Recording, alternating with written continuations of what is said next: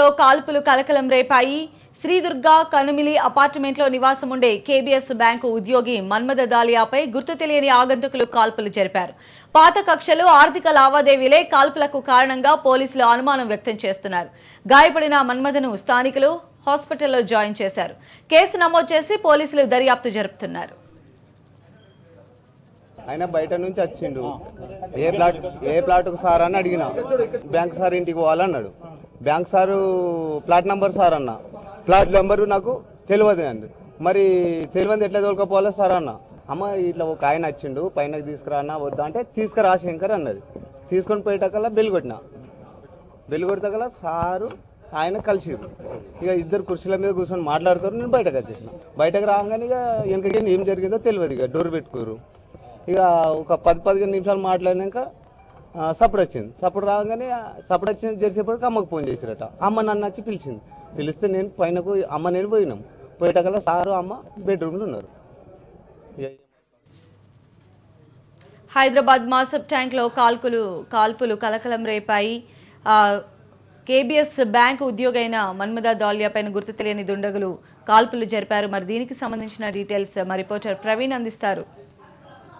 శాంతినగర్ లో కాల్పులు కలకలం సృష్టించాయి. మధ్యాహ్నం 1:30 ప్రాంతంలో కూడా ఆగంతుకుడు ఒక వ్యక్తిపై కాల్పులు కూడా 2 రౌండ్లు జరిపినటువంటి పరిస్థితి మనం ప్రస్తుతం స్పాట్ లో ఉన్నాం. చూడొచ్చు మనం శ్రీదుర్గ కనిముల్ అనే ఒక అపార్ట్మెంట్ లో కూడా ఒక బ్యాంక్ ఎంప్లాయ్ అయినటువంటి వ్యక్తిపై విచక్షణ రహితంగా 2 రౌండ్లు కాల్పులు జరిపాడు. ఈ కాల్పుల్లో మాత్రము తీవ్ర గాయాలు పాడవడం జరిగింది. అయితే ఆగంతుకుడు ఇదే ప్రాంతంలో నడుచుకుంటూ వచ్చిన తర్వాత ఇక్కడ ఉన్నటువంటి వాచ్మెన్ వివరాలు కూడా అడగడం తెలిసింది. అయితే వాచ్మెన్ అడిగిన వెంటనే ఎవరిని కలవాలి ఏంటనే విషయం పైన ప్రశ్నించడంతో ఈ కారు ఓనర్ 2111 అనే ఈ కారు ఓనర్ ని కలవాలి, ఈ కారు ఓనర్ బ్యాంక్ ఎంప్లాయీ, అతను కలవడానికి వచ్చానంటూ కూడా ఆగంతుకుడు కూడా చెప్పినటువంటి పరిస్థితి. అయితే కారు ఓనర్ సంబంధించినటువంటి ఎవరైతే ఎంప్లాయీ ఉన్నాడో ఆ ఎంప్లాయీ వారి భార్యకు కూడా కాల్ చేశాడు. కాల్ చేసిన వెంటనే వచ్చినటువంటి వ్యక్తిని పంపించమని కూడా తాను చెప్పడంతో ఆ ఫస్ట్ ఫ్లోర్ లో ఉన్నటువంటి వ్యక్తి ఇంటికి కూడా వెళ్లడం జరిగింది. అయితే వీరిద్దరి మధ్య కొద్ది వరకు సంభాషణ కొనసాగింది. దాదాపు 15 నుంచి 20 నిమిషాల పాటు సంభాషణ కొనసాగిన తర్వాత అయితే ఒకరిపై ఒకరు వాగ్వాదం చోటు చేసుకుంది. ఈ నేపథ్యంలోనే 2 రౌండ్లు విచక్షణ రహితంగా తనపై కాల్పులు జరిపినటువంటి పరిస్థితి. కాల్పులు జరిగిన అనంతరం మన్మథ దళై కుప్పకూలిపోయాడు. కుప్పకూలిన వెంటనే ఇక్కడ ఉన్నటువంటి స్థానికులు వెంటనే వారిని అతన్ని తీసుకెళ్లి స్థానికంగా ఉన్నటువంటి ప్రైవేట్ ఆసుపత్రికి కూడా తరలించడం జరిగింది.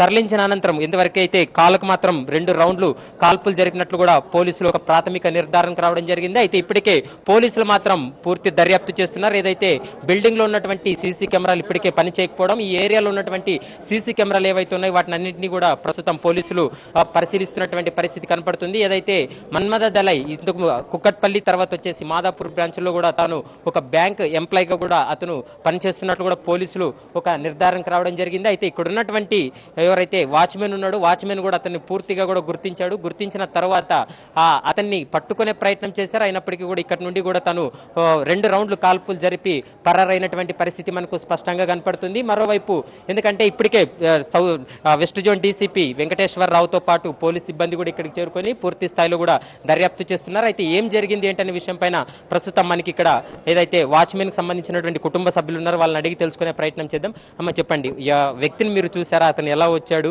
వచ్చి ఏం చెప్పాడు? ఏమో నాకు తెలియదు, మా ఆయనకే తెలుసు. మా ఆయన పైన తోలుకపోయిందంట. మేడం కిందికి వచ్చి 101 సార్ ఉన్నాడా అని అడిగిండంట. ఉన్నాడా అంటే 101 సార్ వాళ్ళు అంటే బ్యాంక్ సారు అంటే లేడు అని అండంట. అంటే ఇది ఈ కార్ సార్ ఉన్నాడు కదా, ఎందుకు తోలుకపోతలేవు అని మా ఆయన అండట. అంటే అక్కడ మా ఆయన మేడం ఫోన్ చేసిండంట. ఇట్లా బ్యాంకు నుంచి వాళ్ళు వచ్చిరమ్మా సార్ కావాలంటారంటే సరే పైన తోలుకరా శంకర్ అని మా మేడం అందంట. మేడం అనగానే మా ఆయనను తోలుకొని పోయిండు. ఆడు లోపలికి పోయిండు, మా ఆయన బయటకు వచ్చేసిండు. అయితే ఇంతకు ముందు ఆ వ్యక్తి ఎప్పుడన్నా వచ్చాడా ఈ బిల్డింగ్ లోకి? వచ్చినప్పుడు చూసారా మీరు? రాలేదు, ఎప్పుడు రాలేదు. ఇదే ఫస్ట్ ఆయన రావడం, ఎప్పుడు రాలేదు. అయితే 10-15 నిమిషాలు సారు ఆయన ఇద్దరు మాట్లాడిరట. మా ఆయన కిందికి వచ్చేసిండు, ఆయనను కాల్చి ఆడు వెళ్ళిపోయిన మా ఆయన సార్ దగ్గరికి పైన కురికిండు.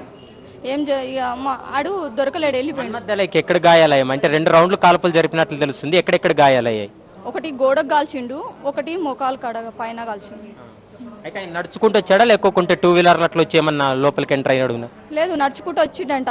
మా ఆయనకు తెలుసు, నేను లేని ఇళ్ళల్లో పని చేసుకుంటా. మా ఆయన అక్కడ కార్ జాబ్ చేస్తుండు. ఆయన నడుచుకుంటూనే వచ్చిండట, నడుచుకుంటూనే కాల్చి ఉరికిద్దట. అయితే మన్మథ దళాయి అయితే ఆమె ఫోన్ చేసి చెప్పింది కదా మీకు? ఇంకా ఏంది చెప్పాలి, ఇంకా చెప్పినాం కదా సార్.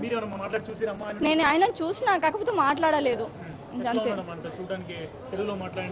మా తోటి తెలుగులో మాట్లాడిండు. అయితే ప్రధానంగా మనం చూడొచ్చు, ఎందుకంటే మన్మథ దళాయికు అతను గత కొద్ది రోజుల నుండి కూడా పరిచయం ఉన్నట్లు తెలుస్తుంది. పరిచయం ఉన్న నేపథ్యంలోనే మన్మథ దళాయి భార్య కూడా లోపలికి పంపించడానికి అనుమతించింది. అయితే అనుమతించిన అనంతరం ఇదే స్టెప్స్ పైనే మన్మథ దళాయికి సంబంధించినటువంటి స్నేహితుడు అతను పైకి రావడం జరిగింది. పైకి వచ్చిన తర్వాత మొదటి ఫ్లోర్ లో దాదాపు 10 నుంచి 15 నిమిషాల పాటు వారిద్దరి మధ్య సంభాషణ కొనసాగిన అనంతరం ఆ వాగ్వాదం చోటు చేసుకోవడంతో ఒక్కసారిగా వారిపై 2 రౌండ్లు కాల్పులు జరిపినట్లు కూడా పోలీసులు గుర్తించడం జరిగింది. ఇప్పటి వరకు మాత్రము సీసీ ఫుటేజ్ ఆధారంగా ప్రస్తుతం పోలీసులు కూడా దర్యాప్తును ముమ్మరం చేశారు. అయితే ఈ బిల్డింగ్ లో ఉన్నటువంటి సీసీ ఫుటేజ్ ఇప్పటికే పని చేయకపోవడంతో ఈ ఏరియాలో ఉన్నటువంటి కమ్యూనిటీ సీసీటీవీలను కూడా ప్రస్తుతం పోలీసులు దర్యాప్తు కూడా ప్రారంభించడం జరిగింది. అయితే లోపల ఇదే ఇంటి లోపలే 2 రౌండ్లు కాల్పులు జరిపారు. కాల్పులు జరిపిన అనంతరం మన్మథ దళాయి ఒక్కసారిగా కుప్పకూలినటువంటి పరిస్థితి. అయితే ఇక్కడ ఉన్నటువంటి వాచ్మెన్ కి వెంటనే మన్మథ దళాయి భార్య ఫోన్ చేసి రమ్మని వెంటనే ఇక్కడికి రావడం జరిగింది. వచ్చిన తర్వాత ఆగంతకుడు ఇక్కడి నుంచి కూడా అదే స్టెప్స్ పైనే పరారైనటువంటి పరిస్థితి స్పష్టంగా కనపడింది. ఇప్పటికే మన్మథ దళాయికు తర్వాత ఆగంతకుడికి మధ్య ఏం జరిగింది ఏంటనే విషయం పైన ప్రస్తుతం పోలీసులు కూడా దర్యాప్తును కూడా ముమ్మరం చేశారు. గతంలో వీరి మధ్య ఏమైనా పాత కక్షలున్నాయా, లేకపోతే లావాదేవీల విషయంలో ఏమైనా కొద్ది వరకు వీరిద్దరి మధ్య మాట పెరిగి కాల్పులకు దారి తీశాయనే విషయం పైన ప్రస్తుతం పోలీసులు కూడా దర్యాప్తును ముమ్మరం చేశారు.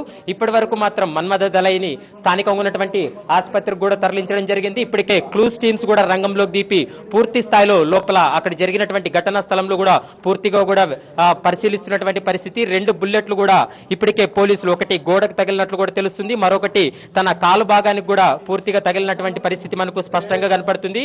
అయితే మన్మథ దళాయి యొక్క ఆరోగ్య పరిస్థితి మాత్రం కొద్ది వరకు విషమంగా ఉంది. ఎందుకంటే తనకు రక్తస్రావం ఎక్కువ జరగడంతో పూర్తిగా అపస్మారక స్థితిలోకి వెళ్ళినట్లు కూడా మనకు ప్రాథమికంగా తెలుస్తుంది. మనం చూడొచ్చు లోపల కూడా క్లూస్ టీమ్స్ కూడా పూర్తి స్థాయిలో కూడా ఆ లోపల దర్యాప్తు కూడా చేస్తున్నటువంటి పరిస్థితి కనపడుతుంది. అయితే వ్యక్తి ఆగంతకుడు ఎవరు ఏంటనే విషయం పైన మాత్రం మరికొద్దిసేపట్లో స్పష్టత వచ్చే అవకాశం కనపడుతుంది. ఇప్పటికే ఈ ఏరియాలో ఉన్నటువంటి సీసీ కెమెరాల ఆధారంగా ప్రస్తుతం దర్యాప్తును కూడా ముమ్మరం చేసినటువంటి పరిస్థితి. కెమెరా పర్సన్ గోపాల్తో ప్రవీణ్ కుమార్, HM TV, హైదరాబాద్.